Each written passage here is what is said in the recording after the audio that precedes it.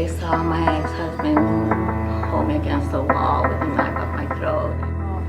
There was some physical damage to the wall of my house. That was my head that went through it.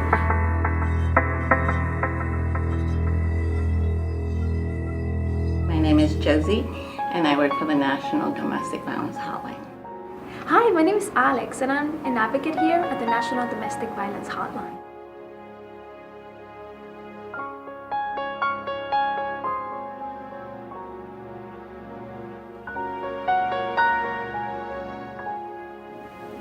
It had already been a long time. That day I got the nerve to get up and call the police because my abuser had broke my wrists. And I grabbed my kids, they were 3 and 4, and just ran to the police station. It was one of those things where it happened for many years until you hit that breaking point where enough is enough. You forget your accent, you forget,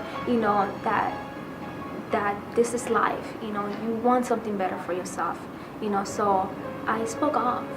I did speak off, and it was difficult because nobody believed me, and that's one of the biggest challenge. As a survivor, I was looking. Well, unfortunately, I didn't have access to resources like the one we provide, so that was the catching thing about it, to be able to be in a position to, have access to those resources, because there's people that are still going through it, I relocated from New York after my abuse.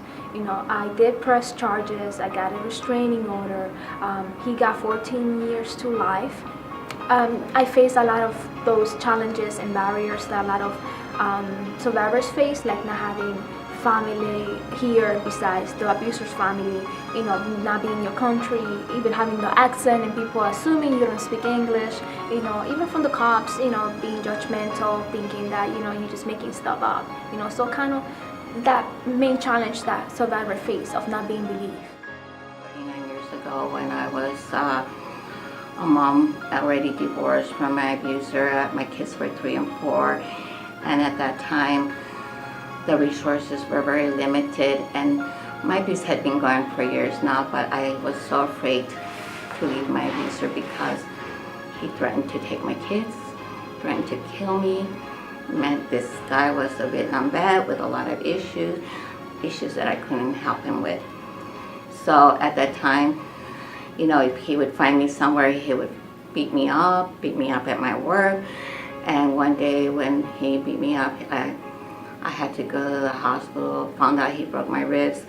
The hospital called the police took me to the police station, and at that moment they told me there is hope. There is hope. You don't have to stay in an abusive relationship. You don't have to, not believe that you deserve this, because nobody deserves to be abused, ever. Abuse is never okay, no matter who it's coming from, and even just pushing beyond that fear of, you're not going to be believed, or you're going to be by yourself, because even once you disengage from that toxic relationship, now you have another war with yourself of finding, who am I, where am I supposed to go, when you were fully dependent on that person. Domestic violence, sexual assault is against the law. You have the right to call the police, you have the right to call anyone for help, get a protection order. It's understandable if you can, because I never called the police because I was afraid. You're not alone. There's a lot of people out there that are going through this, and they feel just like you. They don't know what to do, either because they don't want to break their family apart, or they don't want to be judged, or they themselves don't have the strength to imagine something else. But there is help out there. Follow your gut instinct. If your gut instinct tells you this is not okay, you're not being treated right, something's wrong, in your relationship, get help. Get counseling, get legal advice, and go. When you get with your partner, or if you have family, they're supposed to be uplifting. Your partner or your family is supposed to help you grow and build together, not the opposite. So when you're able to see something like that happening, reach out for assistance, like people like us that are able to, if you need a listening ear, if you just need information, what's out there, is there something that I could do to stay safe until I really decide what I want to do? Because we're not here to tell you what to do, but sometimes guidance can help. It can help you you know, build or imagine and know those things that might be available for you to help you in your situation.